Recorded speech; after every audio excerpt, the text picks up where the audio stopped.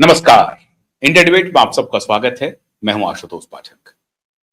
मित्रों, तमिलनाडु में जोसेफ विजय चंद्रशेखर की सरकार तो बन गई, लेकिन पहले ही दिन से उनकी सरकार विवादों में घिर गई। हालांकि विवाद थोड़ा हल्का फुल्का था, बहुत गंभीर नहीं था। जो पहले दिन हुआ वो उनके ओथ सेरेमनी को लेकर के था। वो थोड़ा भाषण भाषण देने लगे और भाषण में वो जो प्रेस्क्राइब्ड ओथ का की जो लाइनें होती हैं उससे बियॉन्ड जाकर के थोड़ी भाषण देने लगे। वो तो आर्लेकर जी ने कहा, जो गवर्नर है, उन्होंने कहा कि जो आपको दिया गया है उसी को आप पढ़ें। फिर उन्होंने पढ़ा भी। फिर उसके बाद सेल्फी वेल्फी का पूरा कार्यक्रम चला और आपने देखा होगा कि कैसे उनकी जो महिला मित्र हैं त्रिशा कृष्णन, वो खुशी के आंसू उनकी आंखों में थे। तो ये सब आपने देखा, ये अच्छी अच्छी तस्वीरें थी। लेकिन मुख्यमंत्री की कुर्सी संभालते ही बॉम्बार्डमेंट कर दिया श्रीमान जोसेफ विजय चंद्रशेखर ने।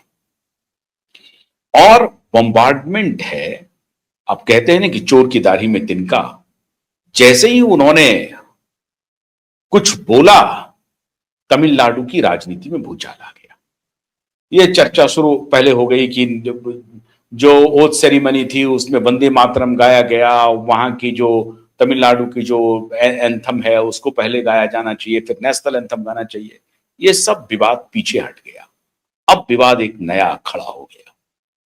विजय चंद्रशेखर ने कहा कि हम 10 लाख करोड़ के कर्जे में डूबे हैं और हमें पूरा खजाना खाली मिला है और इसको लेकर के हम जल्द ही व्हाइट पेपर पब्लिक करने जा रहे हैं। अब यह कहना था कि कोहराम मच गया, तमिलनाडु में बवाल मच गया। आखिर इस कहने का मतलब क्या हुआ? मतलब यह हुआ कि जो पूर्ववर्ती सरकार थी जिनसे इन्होंने कुर्सी ग्रहण किया है, तो क्या तब के मुख्यमंत्री ने लूट मचा दी या ऐसी योजनाएं लेकर के आए जो योजना सरकार के खजाने को खाली कर गया, या उस योजना के बहाने बड़े पैमाने पर लूट मची है? आखिर व्हाइट पेपर लाने की आवश्यकता क्यों है? अगर मान लीजिए कि 10 लाख करोड़ के कर्जे में तमिलनाडु डूब गया है और उनके जैसे ही उन्होंने कुर्सी संभाली और उनको ये सूचना मिली और उन्होंने पब्लिक डोमेन में आकर के कहना शुरू कर दिया, बताना शुरू कर दिया कि 10 लाख करोड़ का कर्ज है हमारे ऊपर, तो 10 लाख करोड़ का कर्ज अगर योजनाओं के माध्यम से चली है तो अच्छी बात है, कोई बात नहीं है। लेकिन अगर लूट हुई है और उस पर कोई व्हाइट पेपर आ रहा है तो फिर कान खड़े होने वाले के कान खड़े हो गए। प्रतिक्रिया आ गई जहां से आनी थी। प्रतीक्षित प्रतिक्रिया आई डीएमके के श्रीमान एमके स्टालिन से। एमके स्टालिन ने कहा कि जो भी बातें कही जा रही हैं 10 लाख करोड़ का कर्जा है, ये बिल्कुल गलत है, ये झूठ है। तमिलनाडु में जो ऋण है, जो कर्ज है, वो जो प्रेस्क्राइब्ड लिमिट है उसके बियॉन्ड नहीं है, अंडर द प्रेस्क्राइब्ड लिमिट है। जो हमारा लिमिट है उससे अधिक नहीं है। तो क्या लिमिट है आपका? 5 लाख करोड़ का या 10 लाख करोड़ का? क्या 10 लाख करोड़ तक का आप कर्ज देने की स्थिति में हैं या लेने की स्थिति में हैं?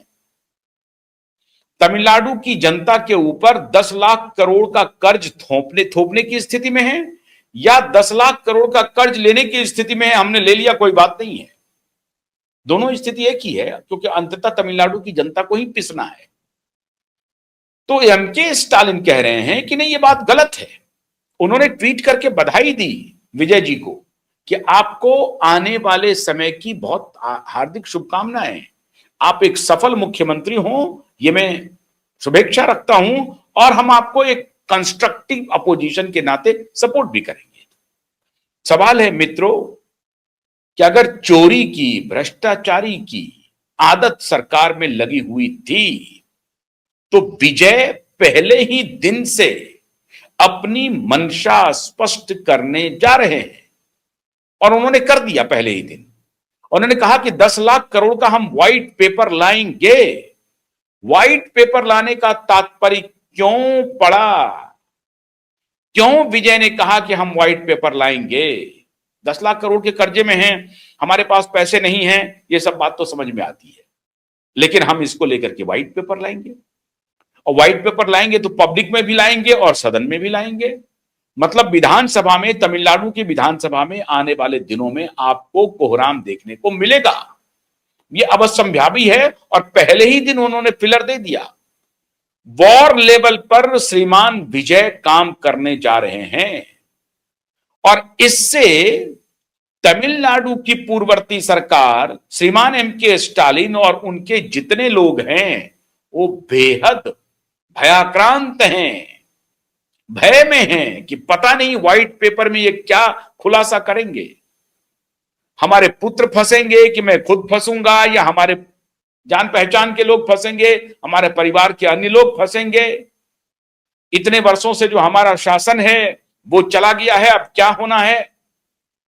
अब ऐसी परिस्थिति में एआईएडीएमके तो चुप है, वो तो अपोजिशन में है, लेकिन पिछले 50 वर्षों से ये दोनों पार्टी, एआईएडीएमके और डीएमके ने तमिलनाडु में लूट मचा रखी थी, इसमें कोई शक नहीं है, कोई शक है ही नहीं, कोई गुंजाइश ही नहीं है। और यह इशारा विजय का स्टालिन के तरफ है, साफ साफ।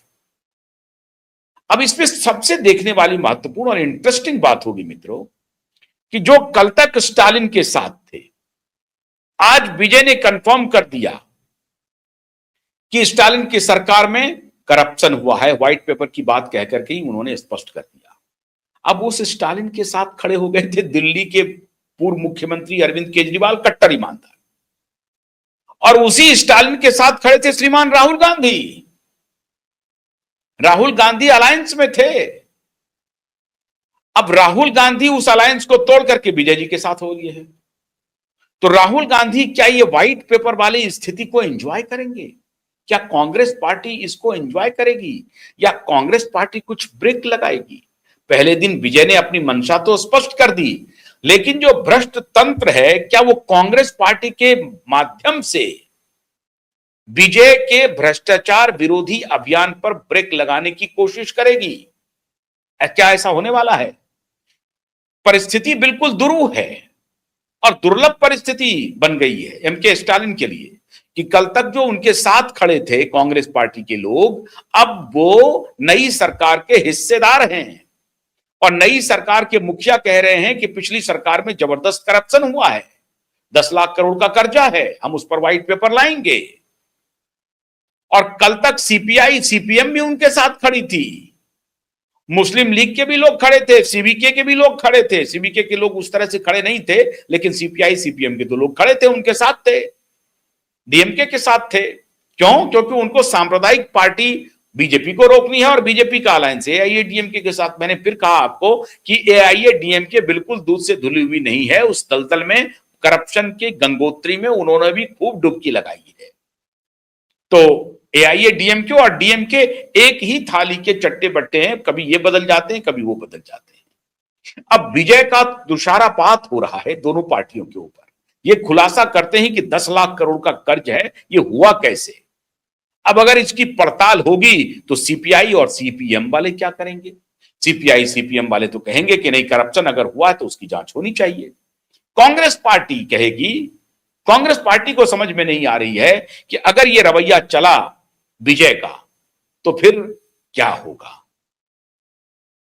डीएमके से कांग्रेस पार्टी ने नाता तोड़ लिया है, अलायंस तोड़ दिया है।